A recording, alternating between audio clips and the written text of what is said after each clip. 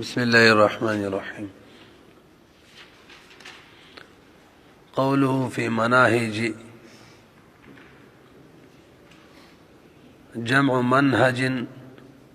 وهو الطريق الواضح. قوله الصدق الخبر والاعتقاد إذا طابق الواقع. واقعہ دو بری لکل شوی کنا الواقع اے غلط دے خدمان کی دو بری دے كان الواقع أيضا مطابقا له فإن المفاعلة من الطرفين فهو من حيث أنه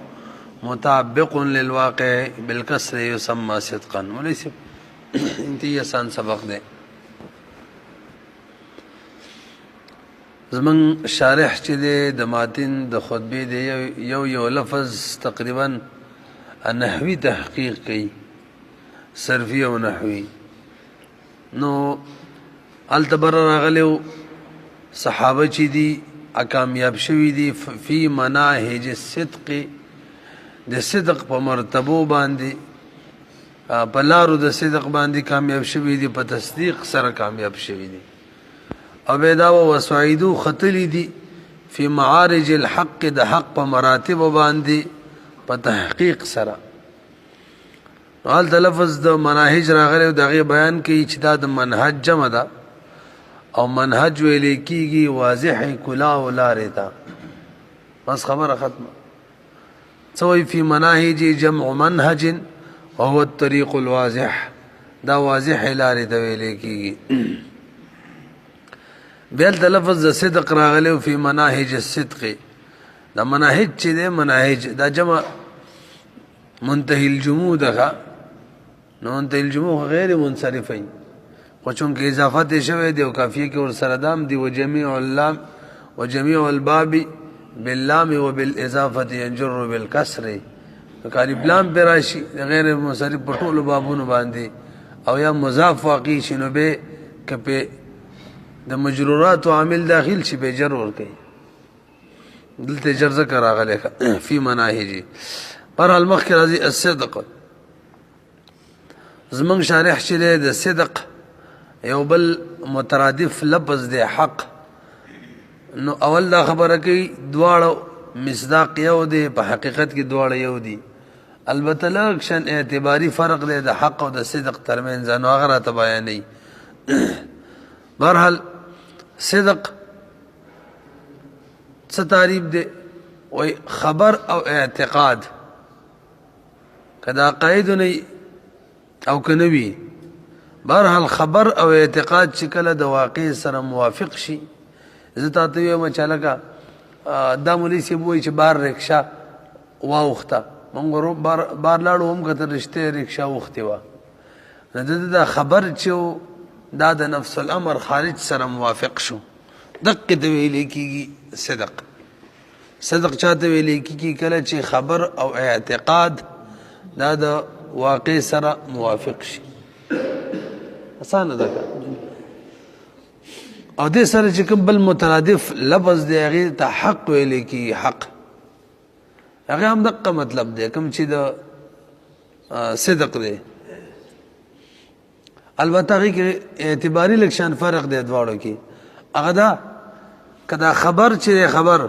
دا موافق واخلي او واقع ورلا موافق واخلي انه به تخلق صدق وي او کاغه واقع چې دا کنه واقع چې بار شوی هغه رکشه چې کوم وخت د نفس الامر یادوما هغه موافق واخلي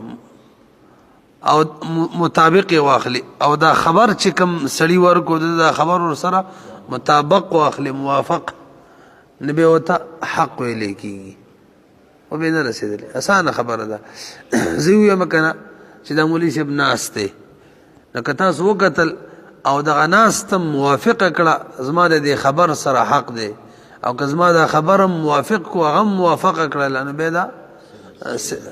صدق دی. بهرحال دوړو کې تلازم دی ځکه باب مفاعله د دې هر یو فاعلی هر یو مفعولی هر یو مطابقم دی هر یو مطابقم دی. آسان دی خو ته وګورئ نو وی الصدق الخبر والاعتقاد خبر او اعتقاد. اعتقاد عقیده چاته ویل کیږي دې تعریف په مزده کوي لغوي تعریف د ما عقد عليه القلب والضمير کوم شی باندې چې قلب او ضمیر یو مطلب دی زړه به مضبوطیاو کې نو عقیده ویل کېږي زړه ومني ای لغوي تعریف د اصطلاحي تعریف هي التصديق بالشيء والجزم به دون شك وريبه دا په یو شی باندې تصدیق او یقین کول شک او ریب نه یقین به کول فقہ کتابونو کې د عقیده تعریف کړی دی هي التصديق بالشيء والجزم به دون شك وريبه ريب دي ريب مخکې راځي الخبر والاعتقاد خبر و اعتقاد لاندې اعتقاد مانم کړی دا ربط القلب بشيء مطابقا للواقع یا ولا دا یو لغوي معنی ته اشاره کړی دا قلب یو شی سره رب مربط شي واقع سره به یو شی سره موافق شي کله د واقع موافق د واقع وي او کنه وي عقیده د اندوانو هم دنو د واقع موافق حسین ده کنه الخبر والاعتقاد اذا طابق الواقع خبر او اعتقاد کله چې دا مطابق شي د واقع سره کان الواقع ايضا دا واقع به هم مطابقا له دا هم د مطابق وي ځکه مفاعله د یو موافق بل بم څه موافق به ور سره فإن المفاعله من الطرفين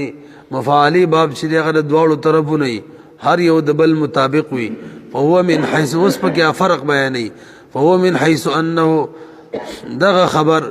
د دې سید انه مطابق چې دا مطابق دی للواقع د واقع سره مطابق بالکسر بال وکسر اور کې اسم فاعل صيغه سره يسمى صدقا به د صدق ویل کېږي ومن حيث انه د دې سیدنا انه دا خبر چې مطابق دا خبر مطابق دی له د واقع سره او واقع چې هغه مطابق ده خلم ده کنه بالفتح يسمى حقا به د حق ویل کېږي وقد يطلق الصدق والحق على نفس المطابقه ايضا تاسو په شری مولوی صاحب لږ برو ګورئ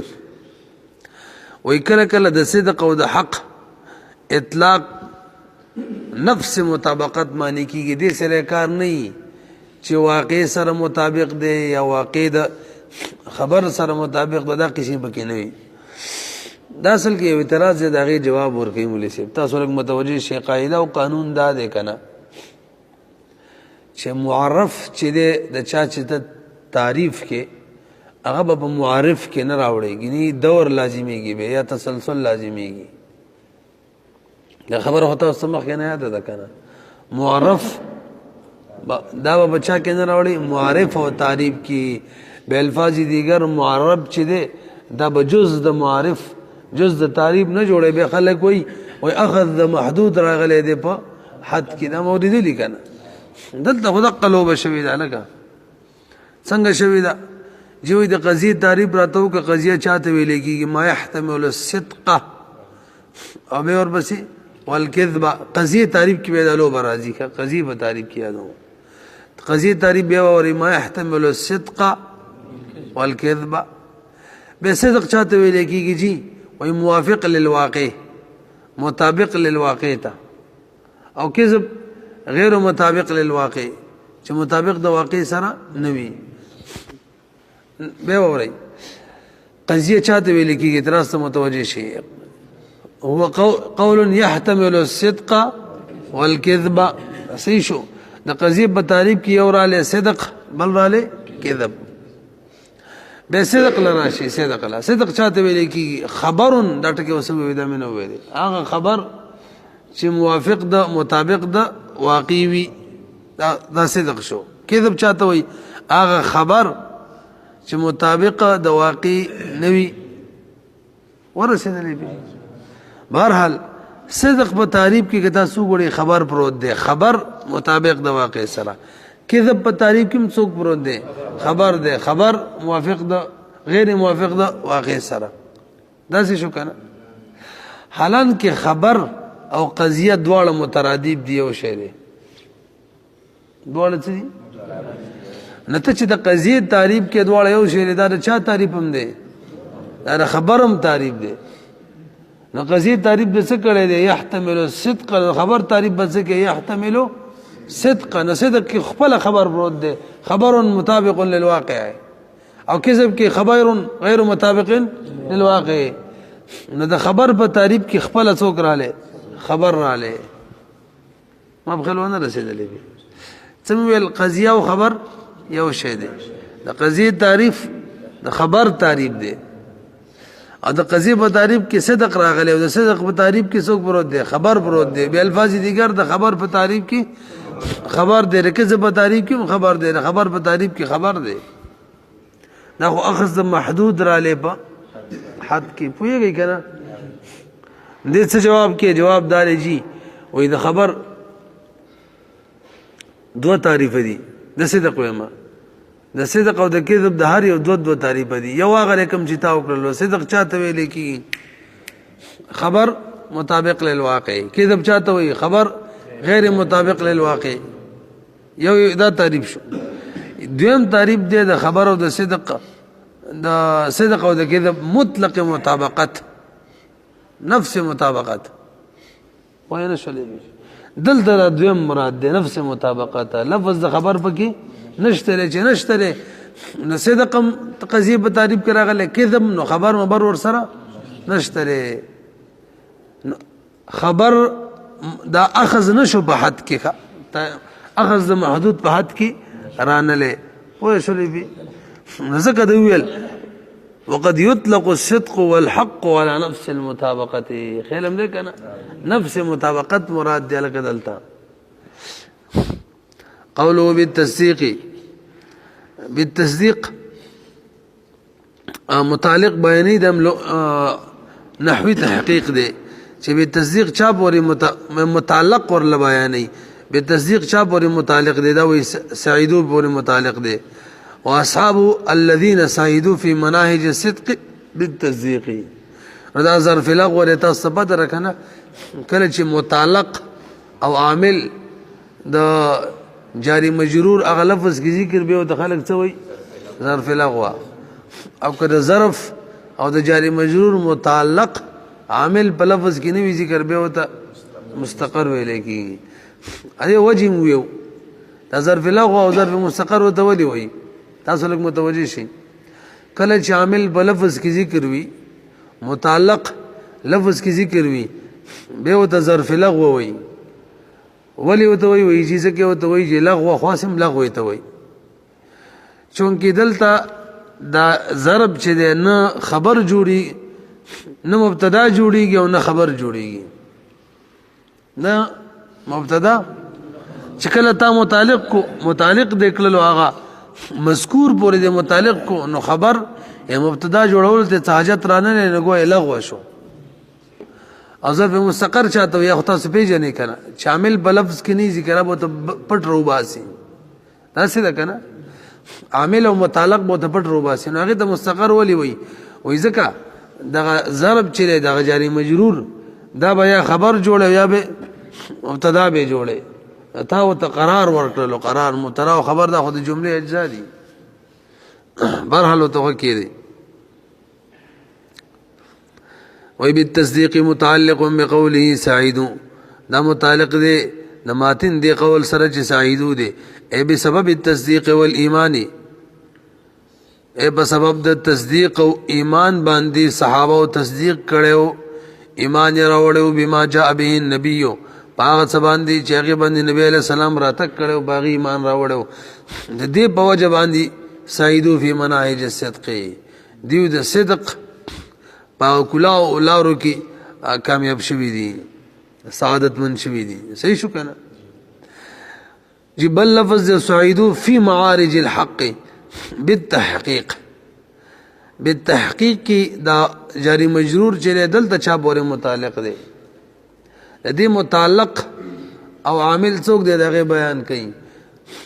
نو دې کې دواړه جوړیږي مولوی صاحب دې کې ظرف لغو هم جوړیږي او سعیدو پورې متعلق شي او ظرف مستقر هم جوړیږي متلبس وغیرہ پورې به متعلق کو دواړه جایز دي معنی مر سره بدلیږي تاسو لوګو ګورئ اسانه ده کنه قوله بالتحقیق یوم پرې خو دل لګی چی وسعیدو فی مرج الحق پرې کنه یعنی بل اچھا جی تاسو لوګ برو ګورئ دا خبرم پرې خو دا صحابه چي دي وسعیدو دا صحابه خطلی دي فی معارج الحق په مراتب د حق باندې ندی معنا دا صحابه چی خطلی دي صحابه فی معارج الحق د حق انتها ته رسیدلی دا معنی دا هغه د حق انتها ته څنګه رسیدلی دي نو وی معارج جمع تا صفات را او د جمع اضافت شکل معرب باللام ته وشي کنه نبی په کې د اضافت استغراقی معنا دا شولا به وری شری معارج جمع دا او د جمع اضافت چی معرب باللام ته وشي نبی کم یو اضافت وی استغراقی نو معنا بداشي دیو کامیاب شوی دی خطلی دی فی معارج الحق د حق پټولو پوړو باندې مرتبه باندې نه وسله چت تخیج او د چت څومره پوړی پټولو خو جن کوم دې ترسي هغه انتها ترسي کنه ونه رسیدلې به نو پټولو مرتبو پړو باندې خطل دا مستلزم دی انتها لرا نو ذکر د ملزوم وشو پټولو پړو خطل پټولو مرتبو باندې مراد تینا لازم دی پوهه شولې به مجاز نه څوي یعنی بلغو دی رسیدلې دی اقصى مراتب الحق اخري انتها د حق ته لازمي معنی ده فإن الصعود زکا خطل على جميع مراتبه پټول مراتب د حق يستلزم ذلك دا امدغه دا مستلزم دي امدغه لرا یعنی اخري درجه لرا مستلزم دي قولو بالتحقیق خبر هم کړي وکړه چې دوه احتمال دي یا ظرف لغو دي سعیدو سره متعلق دي او یا ظرف مستقر دي موضوع بروباسي بالتحقیق ظرف لغو یا خو ظرف لغو ده نه موصوف صفتی وي ظرف لغو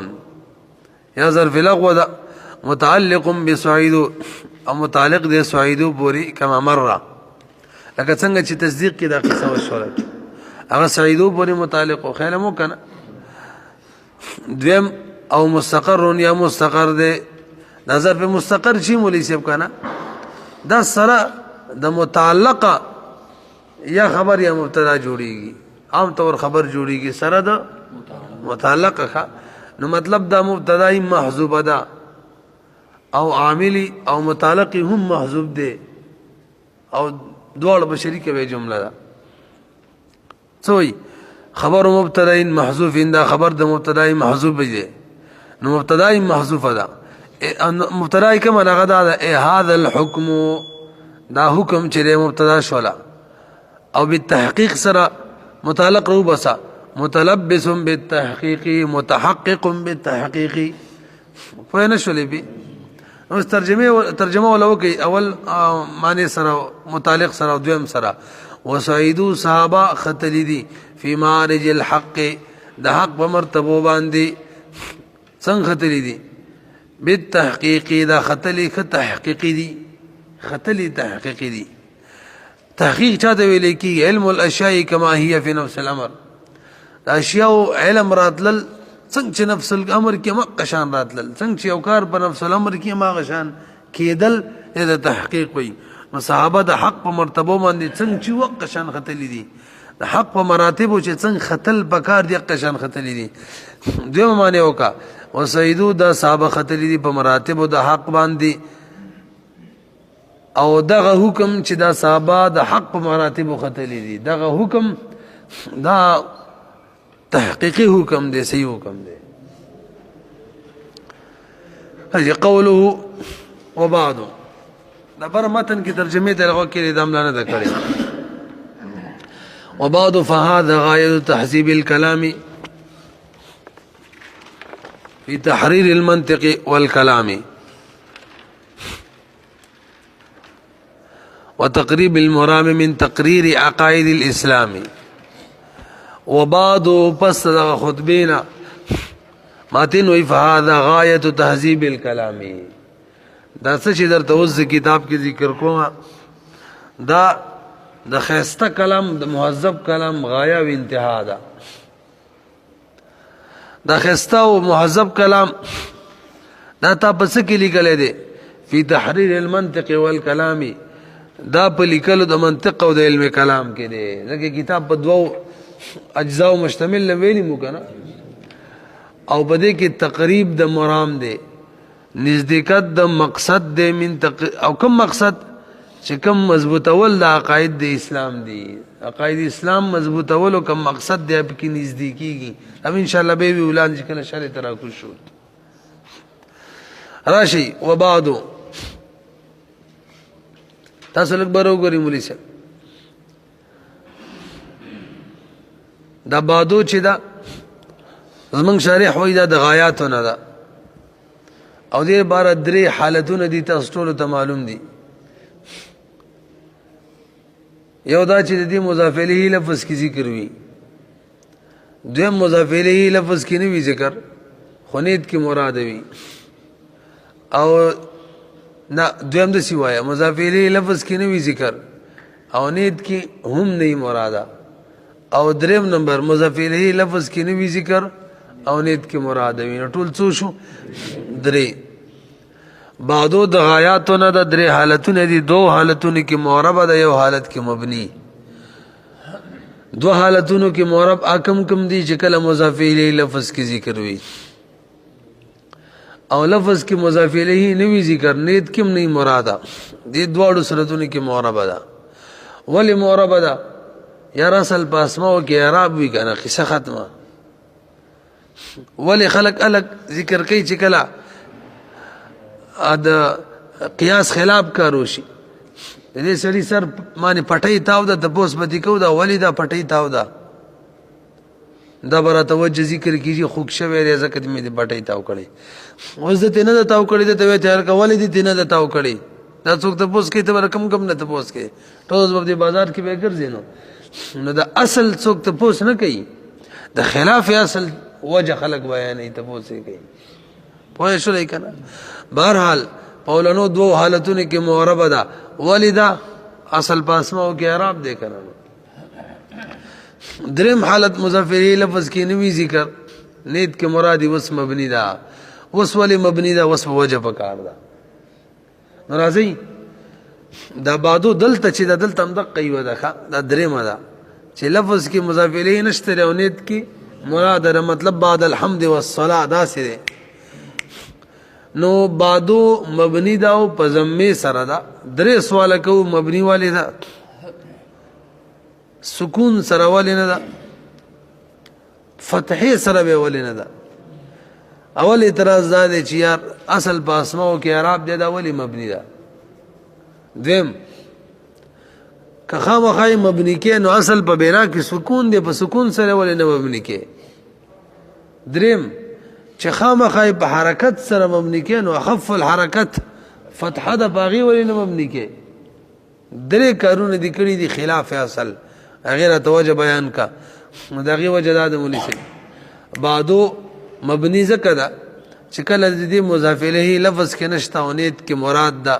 نو هغه مضاف الیه کم چې بنیت کې د هغه ته محتاج دی.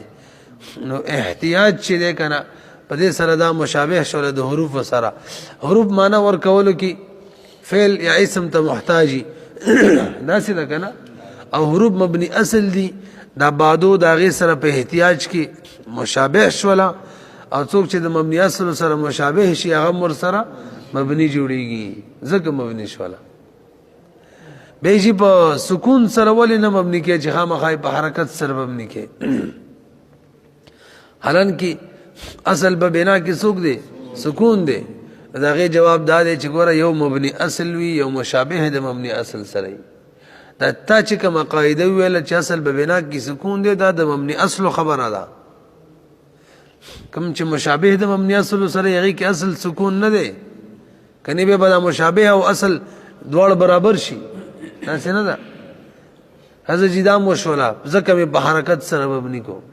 نو حرکت کې اخف الحرکت فتحه واغه سره ول مبني کې ويجي یو پیرم ته مضافیره لري کړي د تخوینی کړه و یو بالکل نګوس ولا فتحم ور کو بيخي بس پکشي دا سینه چې لږ هوا راشي او په هوا شي راشه لږ مضبوط میخ به پیو لږ بدرون کو ځکه کوم شی چې سپکي هغه به راځي بس رواني به نو په دې معنی ما غټه ضمه کې خدای دا به سره په مونه وای دا که خزان پې راشي او که بهار را باندې راشي او که خزان دی څنګه شي موږ د خالي دا شعر یاد دی وای پیر بابا په کاڼو یې ولا پیر بابا په تیګو یې ولا پتا تیریږي او دیوانه بابا لذینه تفوه شعر خو بهرحال وته وګورئ حجی وبعد هو من الغایات دا د غایاتونه موري چې بعدو مطلقاً د غایاتونه نه ده کدا خبره خانه ده بعدو کې درې حالتونه دي کنه درې دا کوم درې حالت د مضاف الیه لفظ کې نیو نیت کې مراد ذکر غایاتونه ده غایه ویل کېږي کلام ختمېدل عام طور مضاف الیه چې موجوده وي مضاف الیه معنی کلام ختميږي او کوم مضاف الیه لفظ کې نیو نیت کې مراد وي نو به پم بعدو معنی خپل ختميږي نو خو به غایات او مایاتونه نه ده دا به علی کنه اعلی چې کله درې حالت وی کنه نو الته مضاف کار نه و چې الته به کلام غایه ته رسیدلې و انتها ته ځکه مضاف الیه نیت کې مراد نه کنه هغه وی ال بر رسیدلې خود مینس کې الته رسولې دي ور حالت ضروري خبره نه ده خلک وته وی درې وړو مطلقاً بعدو تغایاتونه وی او دا مزدکی دا بعدو چې دا کنه دا ظرف مکان او زمان دواړو د بار راضی کا داری قبل دار بعد دار کا او صمت بعد صوم کا دواړو بار راضی وبعضهم من الغایات ولها حالات دیر بار حالتون دی ثلاث درې لانها اما ان يذكر معها المضاف الیه یا به ذکر شوی د دې سره مضاف ذکر کیږي به د سره مضاف الیه او لا یا ور سره نه ذکر اذکر معلومه سی یا به ذکر کیږي ما د دې سره مضاف الیه او لا یا نه وعلى الثاني کنه ذکر کیږي د دې دوه صورت دي اما یکون نسیا منسیا یا با نسیا منسیوی بالکل بنید کی نہیں مرادا او منوی یا با بنید کی مراد وی فعل الاولین اولنی دو صورتنا مضاف الیہ ذکر وی یو او حذف یونید کی مراد وی دوا فعل الاولین موربۃ وعلى الثالث یو دریم صورت مضاف الیہ لفظ کی نوی ذکر نیت کی مراد وی مبنیۃ دی کی مبنی دے علی الضم مبنی دے فہذه بس بے کو